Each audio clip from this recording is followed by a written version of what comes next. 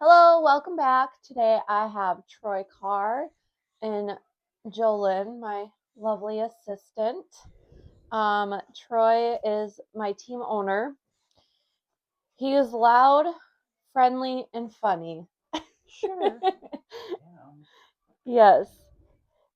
He's been involved with the BMX community forever. You can't go to the Ice Annie BMX track without seeing Troy Or hearing him. or hearing him, even when he's not there. He has a big heart and loves watching everybody succeed in BMX. So, tell us about your life, Troy. I got into BMX through. I used to go to the Boys and Girls Club in Aberdeen, South Dakota, and they were building a BMX track behind the Boys and Girls Club in like 1985, and I always wanted to race BMX after I seen them building the track, and I probably started in like the next year or two after the person who runs the track now, Kyle Oswald, asked me to go out and race one time, and I did, and I was addicted after that. So, you raced when you were 10? Yes, I started racing about 10 years old, Okay. and back then you had to race. Um, it was like if you wanted to progress through the novice, intermediate, and expert, you had to race and win 10 races in a single year, and then it was 20 races in a single year for expert, and it was pretty hard to do. Would that start over then? Every year it starts over So, on if your you didn't hit birthday. that 10, Yep. you'd have to start from zero again. Yep. And when we started racing back then, you could sign up for $5. You could buy a 1 month membership, and if you decided to go on with the sport, I think it was $20 more for the whole year. So they Oh, credited you. that's It not was bad. $25 a year to race, and or for your membership. And races were really cheap. They were like $3, $2. Oh, Some night there okay. was free nights, and it was the difference between getting a ribbon, which was a free night, and a trophy night would cost you like $2 or $3. Oh, It was wow. cheap. Yeah. It's not anymore. No, it's not. The summertime is cheap. Well, I shouldn't say it's cheaper in the summer because summer's state series that I always say I'm never going to do, but I always do. The sport can be as expensive as you make it. Yep. There's so many different plates you can race for now. Um, Yeah. You got state series, Gold Cup, NAG. champions, yep, and national NAG plates. The Gold Cup's a regional race, and that's like 6 states combined. Mhm. And then the state races your own age group and your proficiency. Mhm.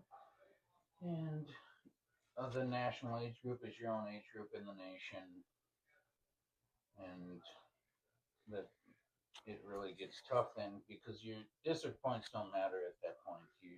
You're racing for national age group plate, and once you hit the national age group plate proficiency, you don't worry about your district plate really, and you don't get a district plate if you get a national age group plate. No. So, Yep. I just learned that this year. yeah, it just changed not long ago, maybe 5 years ago. You Yeah. used to get a district plate with the NAG plate. Yeah. Okay. What do you do for work? Um, I'm a carpenter, and right now I am hurt. So you don't do anything for work right now. Yeah. Um, Yeah, I'm a carpenter, and I've been a carpenter since I moved to Minnesota. Minnesota.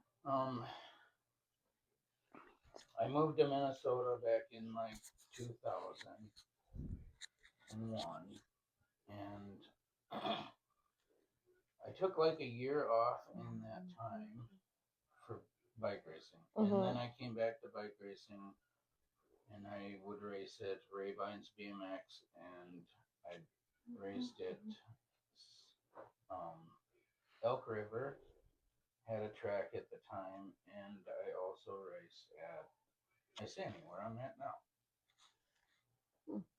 And how long have you been volunteering at Isani?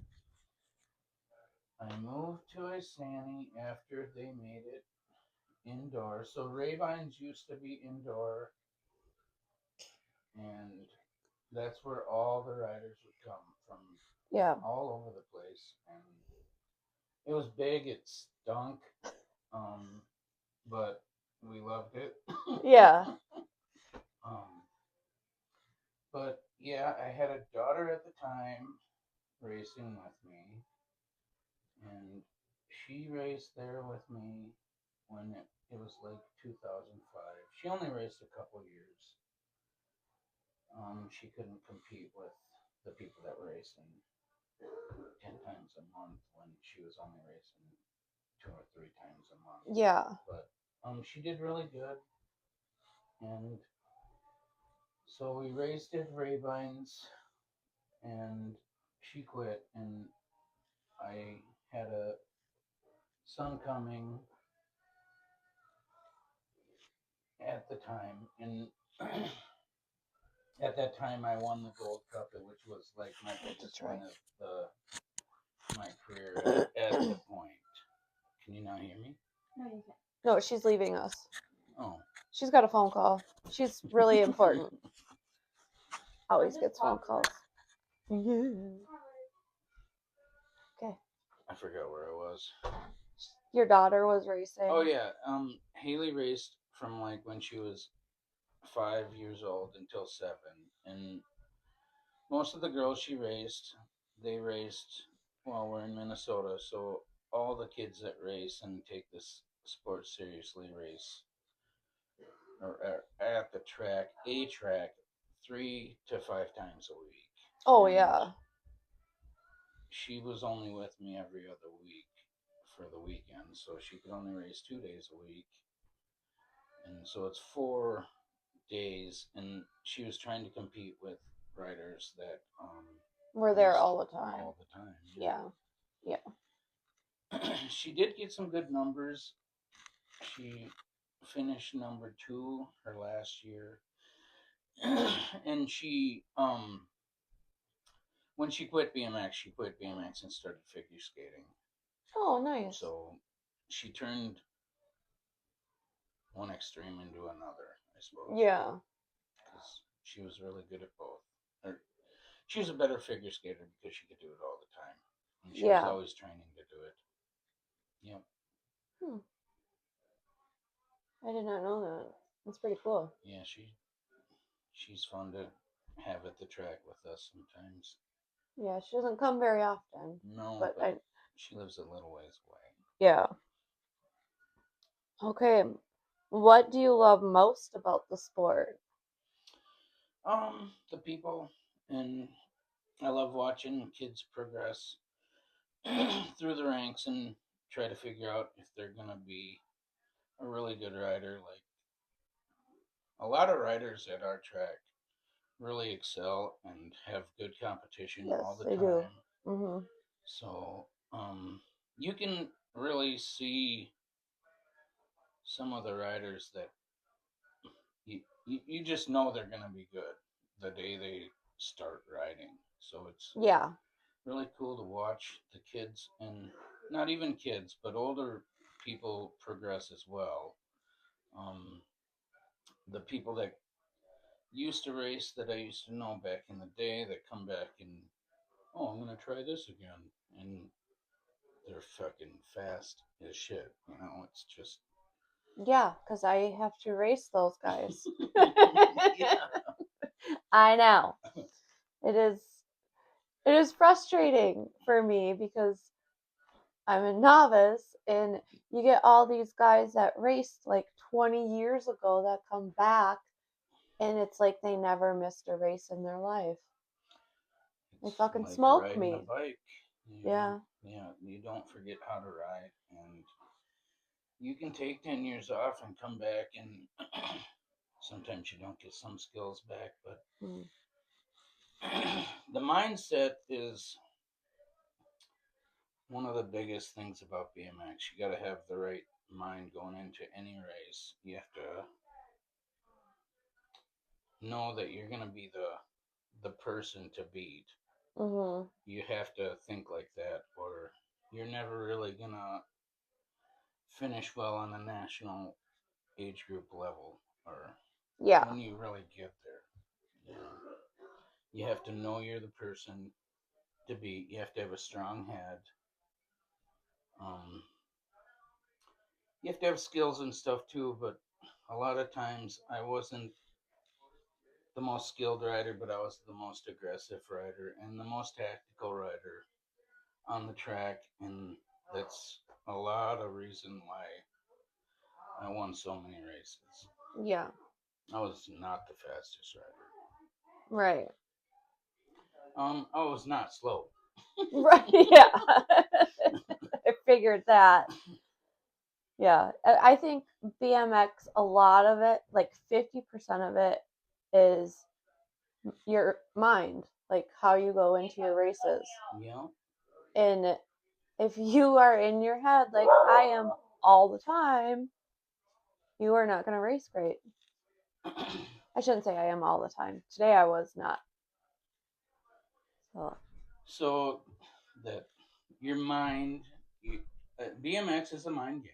I mean, yeah. it's going into turns, trying to take a person's line, being faster and smoother over a jump. And when I was racing, I was always like, I'm going out here to the outside of the turn. And I'm gonna dive down to the inside of the turn. And I'm gonna fucking go down to the white line, and I'm gonna come up, and I'm gonna kind of get in your way. Yeah. Not in a disrespectful way, but like in a way that, oh shit, I need to pull the brake or whatever, Yeah. you know.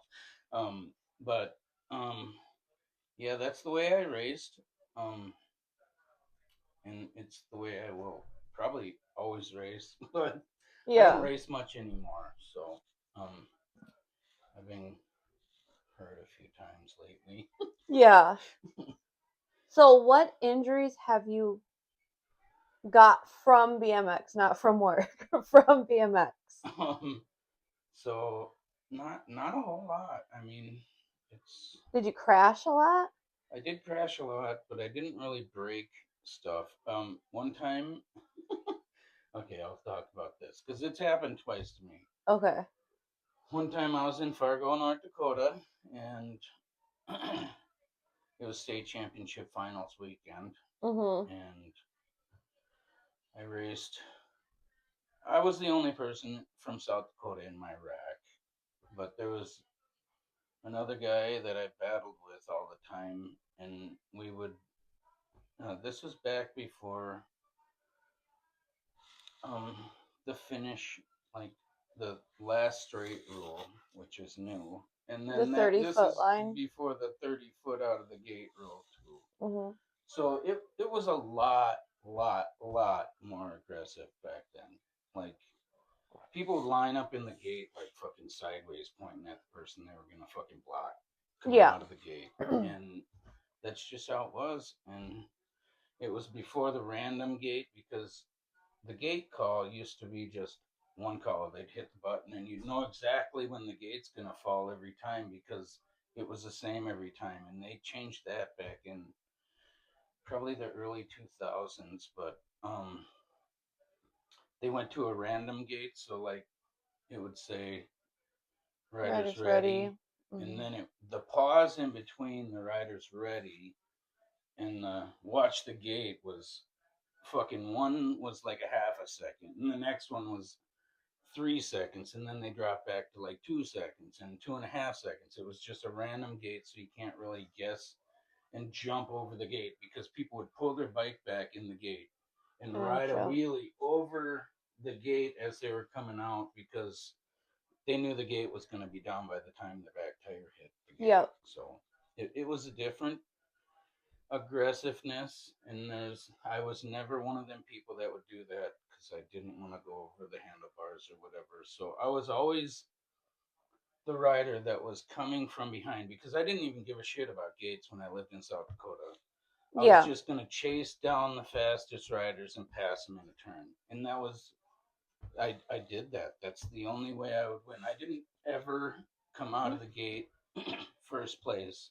I was the guy that was gonna pass you in any turn, but most likely in the second or third turn. Yeah.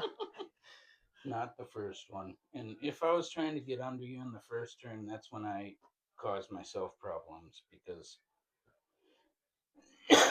in Aberdeen, where I came from, the first turn was always a sweeper. So, like, you could haul ass going down into that, but if you pedaled it, going like it was just a sweeper, so you could clip a pedal pretty easy going if you were on the inside. So, you'd slide up in front of everybody, and Yeah.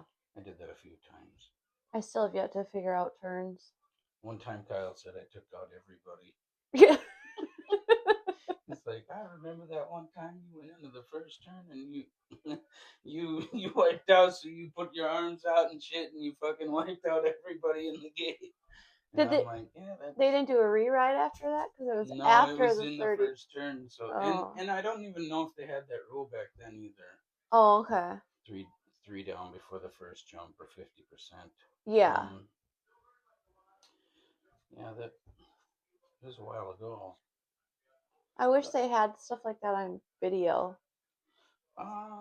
Yeah, me too. Right. I wish I had all my crashes on video. Yeah. So you never broke a bone? Well, I messed up my wrist. I hyperextended both of my wrists one time. Um, I mean, normal shit. You hurt your knee Yep. swells up, and I always had a sore back because I was in BMX, and gates are hard on your back, I suppose, and I was always sore. Yeah. Well, not I only. did go to the hospital, or not the hospital a lot. I would go to the doctor like 3 days later after I hurt myself. Yeah. Yeah. But yeah, Some of the crashes you see are just insane, though. two of the worst crashes I've ever had was we were there. One time I was in Fargo and I was raised state finals. So we're going down the last straight, and like I said, this is before the last straight rule. And a guy, I come out of the last turn, and I see a dude come under me in the last turn, and he pedals right up next to me, and he's kind of coming over, and he just like when he was 5 feet from me, he just came straight over at me into my front tire and made my bars go like this. Well, this is right after we started clipping in. Like there used to not be clips. Clips came out in like 1992. Yeah. And this was like 1993 or 1994. It took me a while to get on them because I didn't want to be attached to your bike. Yeah. That was not something I wanted to do. Well, I started racing clips that year, and when the dude hit me in the oh my goodness, when the dude hit me in the handlebars, my bars went like this, and I flipped over the bike, and my bars jabbed me in the groin. Oh. And I was laying there on the side of the track, and I was getting up, and I'm like, God, I feel like shit. And I fucking stuck my hand down in my pants, and I pulled my hand out, and it's just covered in blood. And I'm in front of the whole, like, last straightaway. The bleachers were right there. Okay, yeah. So everybody's like, ooh. So I go over to the bleachers, and the medics are all there, and they're like, oh, coming over to cut my pants off with these scissors, and I whipped my pants down, and I got blood all the way down to my ankle. Oh. Well, I had a hole in my like right next to my junk, like it was like a 4 or 5 inch laceration in my groin. So you had to get stitches? Yeah, so they're like, "Oh, do you want us to get you in the ambulance?" And I'm like, "No, I'll just get in the back of my mom's van." And they're like, "Are you sure?" And I'm like, "Yeah, just mom, go get the van." And I go and I get in the van, and we fucking left the bike track, and we're in Fargo, North Dakota, and the hospital's like 2 miles away. And we go down. There's a long gravel road you have to get in, like a half-mile long. You get out onto the main road. Well, we get onto the main road, and she turns off the road, and the fucking traffic is stopped. And I'm Oh. laying in the back of my mom's van on the lay down bed, and she's just sitting there in traffic. I'm like, what the fuck? Let's go, and the shock is wearing off, Yeah, so you're starting to feel the and pain. so I,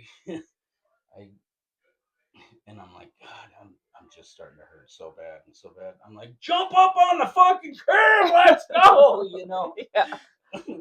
drive on the sidewalk. But we finally made it to the hospital, and I'm sitting in the ER, and I'm sitting there, and the nurse, we check in, and the doctor comes through the waiting room, and he goes, "Hey kid, what are you in here for?" And I'm like, I ripped a hole in my groin. And he's like, "What?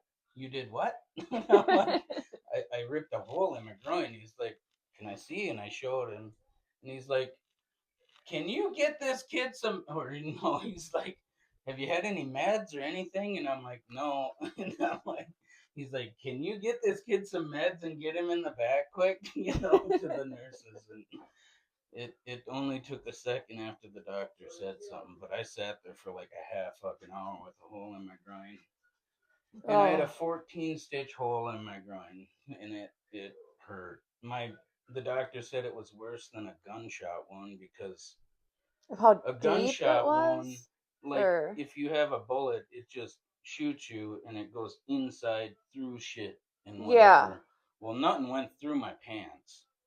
It just, my bar end hit me so hard that it stretched it out so far that my skin popped open, and it Oh, ripped okay. open, and it hurt. Oh, I bet it I had a did. bruise from my I had a bruise from head to toe. Yeah. You could see it in my neck. You could see it down on my toes on my right side. And then this was kind of like the career ender for me. I went to the Grand Nationals in 2022, and I was just kind of a moto filler. Fucking, I was still fast, but Mhm. I was just kind of there as for fun, and I was watching. No, in my last qualifier of the weekend, um, I came out of the gate, and there's like 5 or 6 of us in the gate, and there's 2 guys going into the first turn, and they're bouncing off each other and shit. And I'm like, Oh, that's so scary okay, I'm being just gonna behind that. watch this shit for a little bit and hang out back here. Well, then they hit each other in the second turn too, and one of them bounces off the track, and he bounced off sideways, and he bounced like bonk, and then he lifted off the ground and shot, like he landed again, and he like shot his bike across the track. Oh. Yeah. And I went to miss him, and I went to miss the bike because he's laying over there and his bike's coming my way, and I'm like, ah, and I tried to miss his bike, and I slid out. Well, I was sliding down the track, and I was still clipped onto my bike, sliding on my like right or left hip, and my bike hit the next roller, and it like did the exact Jabbed same you. Oh, thing, yeah. and it jabbed me in the groin, and I thought I ripped myself open again, because I'm like, oh no, not again. And I'm laying on the side of the track, and I reach down into my drawers, and I pull them out, and I'm good. But I felt the same exact thing. It was like a serious burn. Yeah. It it felt horrible, and I did get up and finish the lap like normal, but I finished the lap, and I was in some extreme pain, and I had a few friends that wanted me to go into the hospital, and I refused because I didn't want to miss the races, and Yeah. because I didn't want to be in the hospital. Yeah. So I did agree to go down to the medic tent, and the medic tent said, "Well,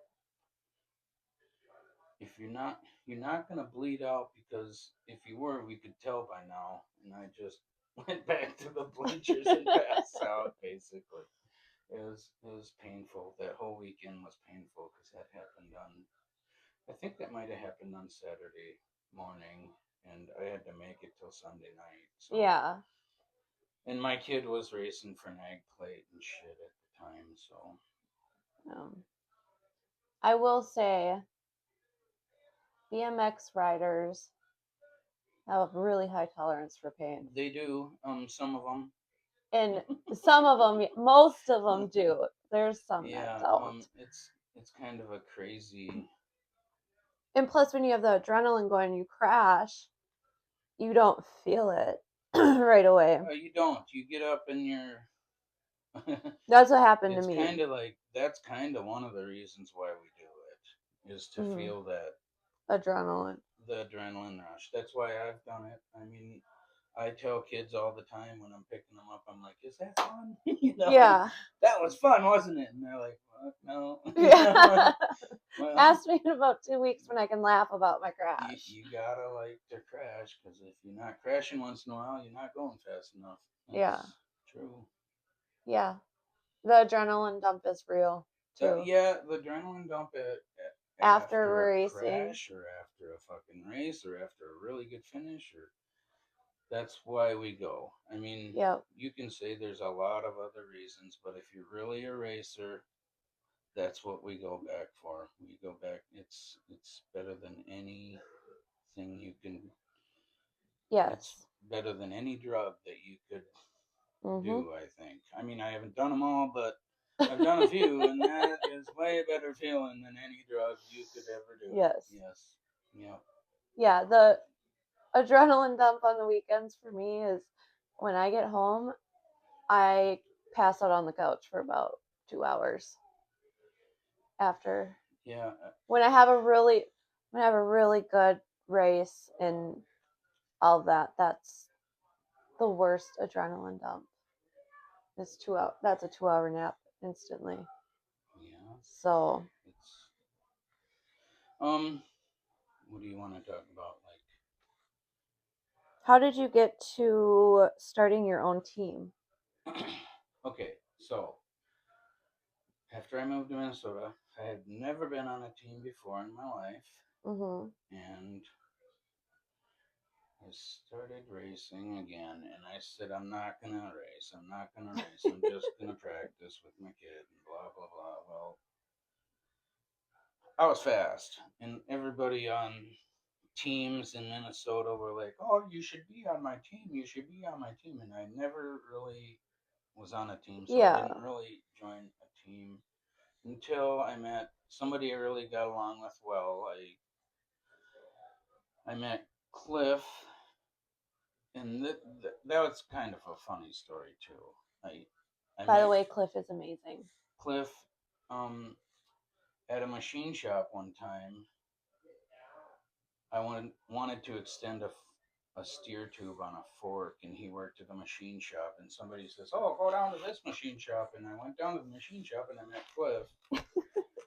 And anyway, I go to the track one day after, like, he's Mhm. like, "Oh, I can't do that," or whatever. Anyway, I met Cliff, and he told me to go to this track out in Isani. So I go out in Isani, and I meet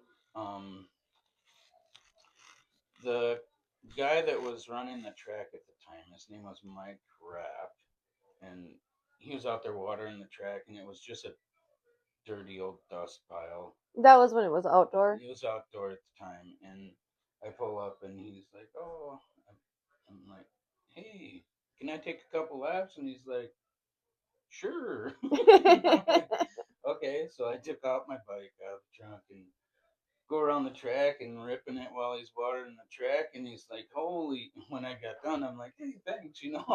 I'll come back when you're open. And he's like, who are you? And I'm like, oh, I'm Troy. I'm from South Dakota. I'm really nobody.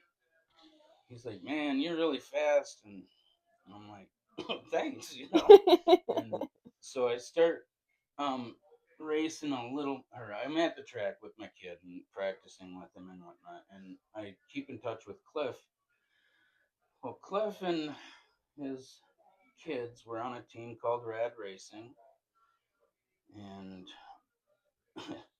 I I accepted Cliff's offer to try to join Rad Racing, and it wasn't Mhm. his team at the time, but he wanted Christine to get me on the team, and I did go on the team, and it was like the first year I started racing in Minnesota, and I was pretty fast, and a lot of guys didn't like having another like dude they don't even know in their class Right. come in and beating you, and so it was rough for the first year. Um, so I was at a race one time, and I did take this team spot. It was on Rad Racing, and the first weekend I was on the team, I raced this kid on a Saturday, and I beat him. Yeah. Well, the kid was like a lot younger than me. Well, a lot younger, like 10 years. Well, the next day we raced at a different track, and the kid, like I said, there was no 30-foot rule. And the kid, the first gate coming out on this new track, like the next day, he comes out of the gate sideways and just rails me, and I fucking wipe out in the first 20 feet.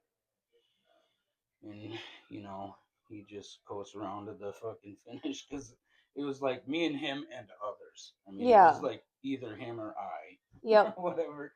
Well, the next gate, he did it again. And I got up and I qualified into the race because that was before you all made it. And it was Yeah. so I got up, I finished the race. So in the main, fucking happened again. And I dislocated my shoulder. This was back in 2005. And it was the first weekend of being on that team. And they gave me a brand new jersey before I, you know, well, like, I got holes in both elbows, like 4 or 5 inches long. Yeah. Well, I I confronted the kid afterwards, and I shoved the kid, and he was a lot younger than me. Yeah. That was one of the worst days of BMX ever. Like Yeah. up until that point, Yeah. because there was more to come. Yeah. But anyway, I got kicked off the team, and I didn't care. It was my Right. first weekend ever being on a team with anyone, and so Cliff raced with that team for the rest of that season. But at the end of the season, he's like, Troy, at the end of the season, I'm going to be making a team, and I want you to come and be like our coach or whatever. I want you to Oh, be the nice. mentor for Yeah. our team. And that team would consist of Dave Winget. I don't know him. No, he's dead. Oh. He's on our jersey. And Cliff and a guy named Doug Nomeyer. And they created a team, and I went and raced for them right away the next season. And it Okay. was called Trail Cycle BMX. And after we started there, I was running around with them trying to catch sponsors. And we were sponsored by Trail City or Trail Cycle BMX for a while, and then we changed a couple years down the road. Um, we landed a Polaris sponsorship, and we landed a bike shop out of I think it was Faribault called Mill Valley Cycles or Millview Cycles. But anyway, we raced for them for 1 year, and then at the end of that year, I started racing for Mike's Bikes, and that was the biggest bike shop in or the biggest bike team in the state of Minnesota at that time. And then the next year, I'm like, I wanted to feel the way I felt when I raced for Cliff and Dave. Yeah. So the next year, I raced for Mike for 1 year, and then I left Mike and went back to my old team. And then I raced for them for a couple years, and then I had a son on the way, and I started getting some really, really bad headaches. And it took a long time to diagnose what was going on with my head.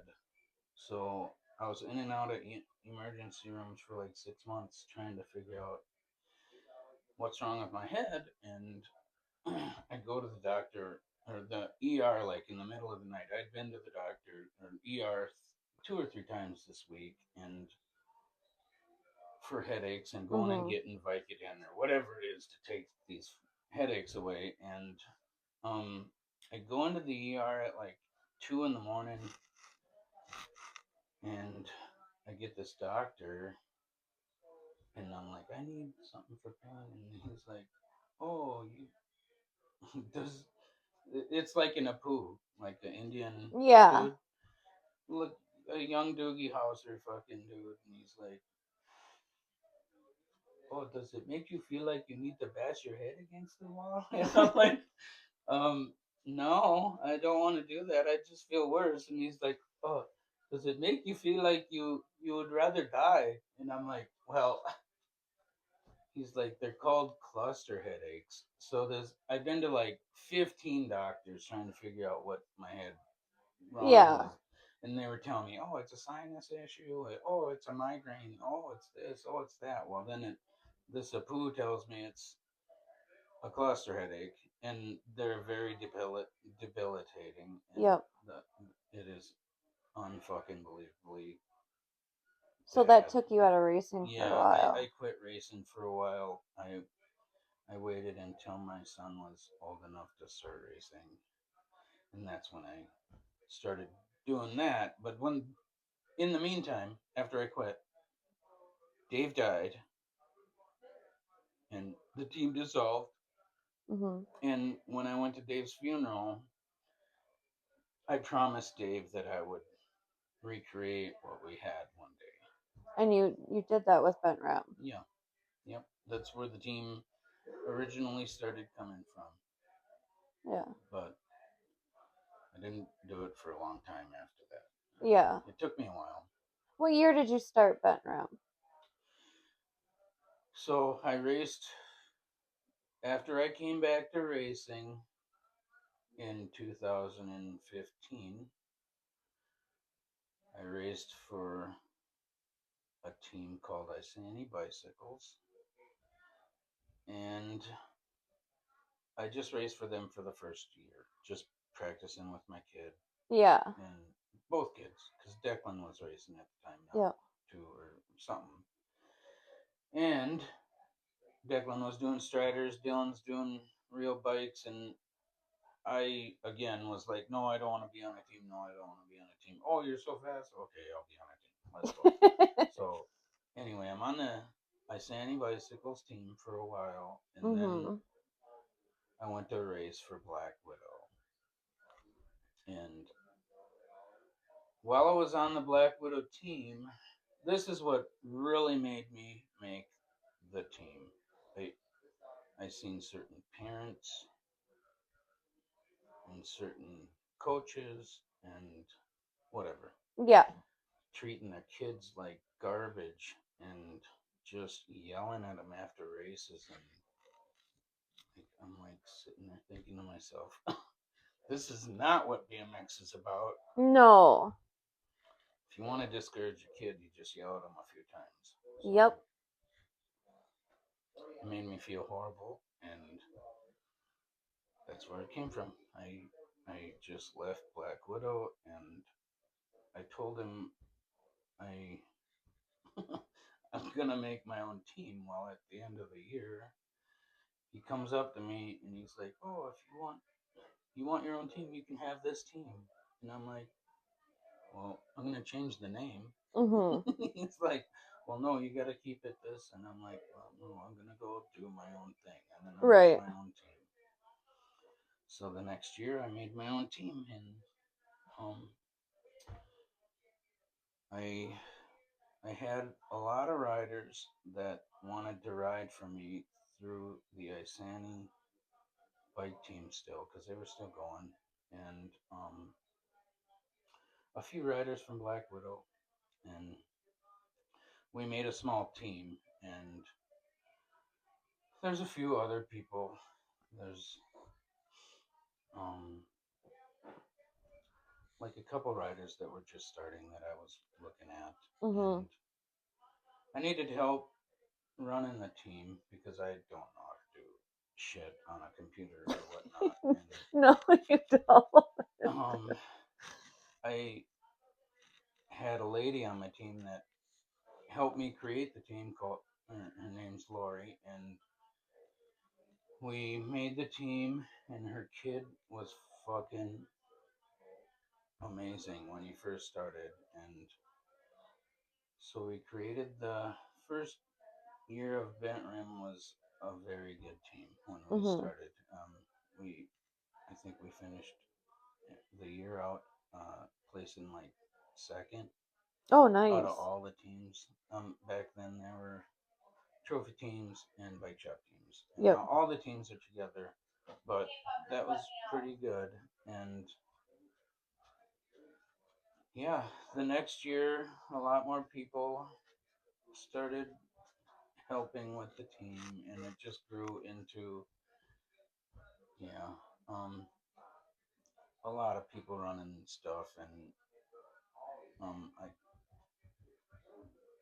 um, I don't know, it went bad somewhere, and I had to rebuild the team, and I met Anthony Byington at the time, Mhm. and I'm like, hey man, you want to be on my team? And I only had like 4 riders at the time. And he's like, really? You know, I'm like, yeah. So yeah, after that it was on. Anthony came, and we started rebuilding the team. And the next year, I asked him to be the team manager, and we we built quite a few people into the team, and then we went to the point where we can't do this by ourselves. We need more Yeah. people, and we told the team, and the team, everyone was pretty much like, yeah, let's. I'll help. I'll help. I'll help. So it was like it didn't take long to make a board. No, it didn't. No, it's been real good since. I mean, Oh yeah. I think it's gone a lot smoother, and I think our team. I just love our team. I mean, I do too. Yeah, everybody we gets have some really along. good families on this team. Yes, All everybody of them. gets along. Everybody cheers each other on. Everybody encourages each other. Yep. Get at it. Go. Go. You're pissing me off now. Um, yeah, everybody helps each other on the team. Yeah, Yep. I think it's awesome. And we're really close. It's more like a family than a team, I feel like. Yeah, I agree. I've met a lot of really good people in BMX, and I mean, I I have a lot of really good families on our team, and you Mm-hmm. know, I when I want to put, no, I don't ever want to add people to the team. I don't usually add people to the team, No, he doesn't. but if I have somebody like if I say somebody's gonna come on the team, they're coming on the team because Yes. it's Yep. somebody I really want. And And you've been watching. yeah, but Mm-hmm. if somebody else asks me if they can have somebody on the team now, I'm like, well, send their parents over because I don't even care how good of rider you are. I don't care about that. I No. want to um kind of the parents are a big thing. I mean, it's huge to know the parents. You gotta like the parents. You have to click and get along and know me. And yeah, you have to get along as a group of people. Yeah. Yeah, And I you think, you have to get along with the parents because the yeah, parents can be the worst thing sometimes. Kind of a 100%. lot of times. Usually, if you 100%. usually if you got problems on the team, it's because of the parents. Yeah, Hmm. we've had to deal with it a few times, but I mean, we deal with it. We Right. Some people are a little too nice about it sometimes, but then there's like me where I'm like, you got to deal with this, or I'm gonna, Yeah. because it gives everybody on the team a bad look. And Yep. when you race for somebody, you should at least try to make everyone look kind of good. Yeah. Oh, yeah. I believe that. We're What is, loud. huh? We're loud. That don't mean when bad. No, we are really loud. Like, you can hear our corner for like a mile. Yeah, They're we're so we're pretty loud. loud. Um, but I think the kids, it hypes the kids up. Yeah, that's why we yell, "Let's go!" Yeah, that is true. You gotta, yeah, you have to go, and you Yeah. have to act like you are the one that's gonna be the one everybody's chasing to beat. You know. Yes. Everybody's got to be a Kim. No, That's Kim's that's what I say because she's got the right head. Kim is insane. Yeah, She always beats me by a straight. yeah. So volunteering, I kind of went away from. Well, where should I start? You're still so your son's raced. Yep. I've Declan still races every once in a Declan while. races once in a while, and Dylan took the year off after earning a national age group plate 2 years in a row. Yep. He's taken a senior year off to play football and baseball, and I Yep. don't blame him Nope. because I've made him take a few years off of football to race BMX. So, and he's always raced since he was 5, but Mhm. he's always raced and he's always played baseball. But I made him like not join football, and I kind of regret it because he was really good at it his senior year, and it was Yeah. really fun to watch him. And I only got 1 year of baseball left. I'm like, Right. oh no. So he'll come back to racing, but Declan, he took the year off for football, and now he has to stay in shape to try to be good at football. So I put him on a bike again. Yeah. Yes. Yeah, he needs to stay active. Every kid needs to stay active. Mhm. Um, yeah, yep. So your kids are well now Declan's back, so you still volunteer at the Isani track. Well, not just Isani, you volunteer down at Race of Champions and Grands So too. yeah, I started volunteering in like when I moved to San in 2016, and the USA BMX was asking for, oh, who can be, is there anybody at your track that can help with our um, Gold Cup final coming up? Well, Josh, our track operator at the time, told the USA BMX, yeah, we got a couple, and he mentioned my name and somebody else. I think the other two people were from a different track, but Mhm. anyway, he asked me one day if I was interested in or volunteering for the Gold Cup finals, and I'm like, really? Okay, yeah, I would like that. That'd be fucking Yeah. sweet. And so I did it there, and one of the track operators or one of the people that work for USA BMX comes up to me afterwards and he's like, "Geez, man, you're really good on the track." He's like, "I'm like, thanks." He's like, "If you ever want to race or work a race again, just let me know, and you can come work anytime, anywhere." And I'm like, okay. Well, the next year I raced, or I volunteered to work every national that my son went to, that I Mhm. went to with him, or whatever was going to be at. And then at the end of the year, they asked me to work the grands as well. And I'm like, hell yeah. Yeah.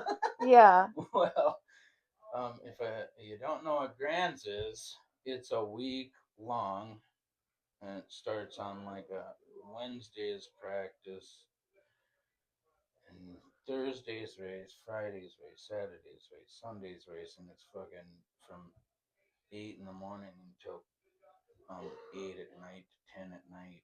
And so the first time I did it, my first day I had like 22,000 steps during the practice, and I went home really, really tired. And you only have to work every 2 hours, so you go on for 2 hours and you get off for 2 hours, go on for 2 hours, and I still had 22,000 steps. Well, the next day was a race, and I'm sitting there just back and forth down the last straight. I was working in the last turn, and by the time I got done, I had 37,000 steps on my first day or second day, and I went home at night, and I woke up in the morning and I could barely walk. So I'm like, I'm just gonna kind of stand right here all day. And that day I only put on like 15,000 steps, but I still put on a lot of steps. Well, the place that it's at is Oh yeah, humongous. it's like a half a mile long. And So you got the tents on one end, and you gotta walk or ride your scooter, which I think they should be banned there. yeah, they should be. You gotta walk from your team tent to the track, and yeah, I didn't volunteer, and I put a lot of steps in that Yeah, weekend. I went home tired that weekend, and then the next week or the next year, I did the same thing. I worked all the nationals my son would go to, and I'd do the Gold Cup finals and whatnot, and I'd go right or work the grands. And then this year, I've been volunteering at the track all the time. I think I Hmm. raced one time in the spring, Yeah, and I actually have stopped clipping in. I built a heavier bike, a nice, comfortable mid 2000s cruiser. It's a little heavier. It's very comfortable. It's like the nicest, it is smoothest, really nice. smoothest bike you would ever ride. And I put a nice paint job on it, and put a pair of flats on it. So yeah, I don't need to do no. I care no less about where I finish. It's all for fun, and Hmm. um, I've won enough races. I really don't care. Yeah, You it's know, just fun. it's the adrenaline rush we're looking for, not a trophy. It's Sometimes you are looking for that trophy, though. yeah. So racing, you go through stages in racing, and a lot of a lot of people just always race like district and states and whatnot. And when I lived in South Dakota, I raced. I never raced any nationals. I went to Gold Cup because that was the coolest one to go to back in the day. It was a number one plate for a number one finish at the final, and it wasn't none of this. You didn't have points. You didn't have to go to two qualifiers for points and stuff. You went to one race to qualify, and then you went to the mains wherever it was, and the the sanctions or the different areas was East Coast, West Coast, and Central. Hmm. Well, that's all the plates there was. There's one plate for each class in each. So there's three number one plates in each class Yeah. across the United States instead of having, I don't know how many fucking there's now, like six. Yeah. for each class. Plus, there's a second and a third plate. Them didn't exist back then. So, um, back in the day, back when I was living in South Dakota, I would go to this Gold Cup race all the time, and that was like the shit, you know. Mhm. So I actually I led that race 5 times in the main. I won that race, and this is 5 years in a row. I led the final main when you're racing for one plate. I led the final main 5 times before I won it Oh my because gosh. somebody else would come under you and fucking take you out, and it was no holds barred. It was it Yeah. was it was just real racing. Mhm. And so it took me 5 times of leading that main until I won it. And then I won it and I strapped that jacket on. I came across the finish line so fucking stoked. And I said to my mom, I said, I'm never fucking coming back to this race again. Because you win a coat and you win a #1 plate. Well, on my way out, I had Mike Muller and Donnie Robinson sign my plate. And the next year, I raced the plate, but I never raced a Gold Cup race. And a few years later, that's when I started racing for national age group. Oh, okay. So I like once I won that race, everybody's like, "Man, you need to start going to nationals. You're fast as hell, you know." And I'm like, let's go. So Yeah. so I started racing nationals, and the first year I tried to race nationals, um, I went to like 12, I think. But you Okay. only needed 6 finishes back then. So I went to 12 nationals, and I got in like the top 3 in the national age group standings because I was winning like every third national or something. Yeah. I don't know, but it was quite a bit of. I won quite a bit at nationals in them years, and so the first year at um, Grands that I went down to Grands and I qualified. That's where the bent rim logo comes from. Oh, Ba-chank! it's right here, right on the hat. Yeah. I got my jersey on too. Um, that rim is from my first qualifying Grands main. Yep. Okay. I qualified for the Rock that year and I took third. I went in the last turn in that race and I'm like sitting there looking. I'm in second place and I'm like chasing down first and I go to make a move onto this dude in the last turn, and I go down, and another dude comes up underneath me and fucking bumps me into him, and he went by and won it on flats, Oh. on flats. And I'm like, what the fuck? Who is that? You know, and it was actually Brent Lee. So I wasn't surprised because he came by and he just body checked me into the other dude, and I fell back to third place, and he won the race, and the guy that was in first got second. And I was stoked because I was in the main Right. at the race of champions, and I had a shot at it. But that was that's kind of where I really learned that I am probably kind of pretty fast because Right. this is like 36 riders that day that I had to beat to get into this Mhm. race. And back then, the race of champions was one day, so it was a long fucking day. Oh, it was. Yeah, it was Okay. all in one day. You qualified, you did all your semis and eighths and quarters and all that shit, everything in one day. And the next day, I qualified in the first round. I won my first moto.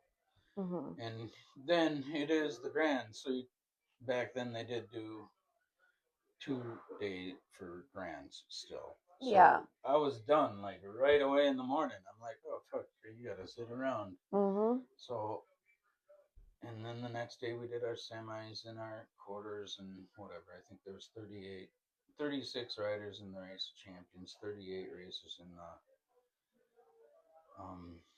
Grand Nationals. And so the main comes, I qualify for the main, and I'm in like gate 7.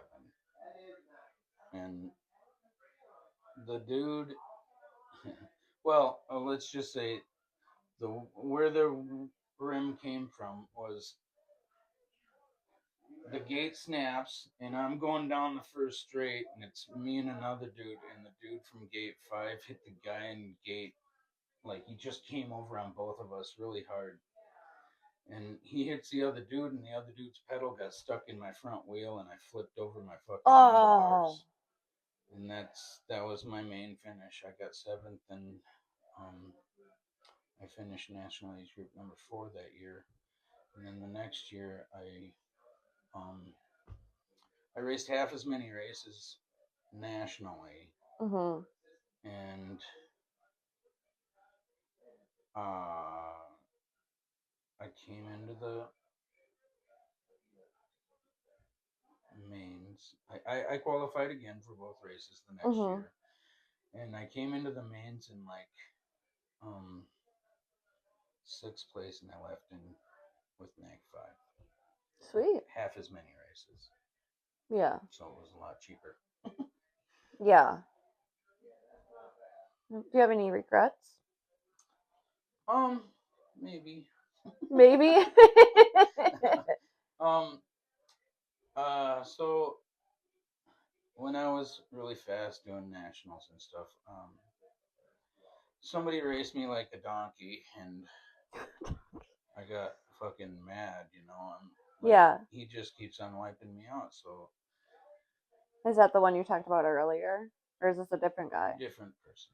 But I raced him all the time, but he kept on wiping me out that weekend for some reason, and because he wants you to win. Yeah, well, I came into the last turn, or maybe it was the second turn, but yeah, I think I came into the second turn, and I wanted to kill that motherfucker, and I aimed right at him, and I blew up all by myself because I was trying to race. I was trying to do something I'm not used to doing, and something stupid. It's karma. Yeah. So that's kind of, I regret that, and I regret the scuffle I had years. Yeah. Whatever. I mean, but there's a lot of times you race people that you want to put in the dirt. I mean, bad. Especially when you're fast. Yeah. I believe that. Okay.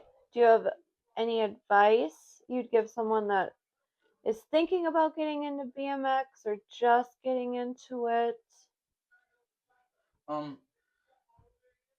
Try it out, because it's a really addicting sport. Yes, it is. And it's really fun sport, especially for the family, because anyone can ride, all ages, and it's good to. It's really nice when your kids look up to you and be like, "Oh man, my dad's fucking cool," And, right, right. But yeah, it's really good to. We all connect good with each other. Yes. I mean, it don't really matter what team you're on. It's a good community to be a part of. Yeah, it is. It's a lot like the horse show community too. I've met lots and lots of great families in BMX. I can't imagine what life would be like without BMX. Yeah.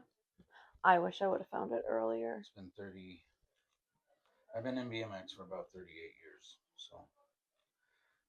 That's almost as old as I am. Long. Huh? That's almost as old as I am. Yeah, it's as old as you are. I'm 39 now, remember, Joey? Yeah. Likes to tell everybody that. I got one more year. But, okay. You got anything else? You good? Really, not a lot. Good? Okay. Well, thank you, everybody. Let's go! I knew you were going to yell at one time. Everybody go out and make the week your bitch. Thank you.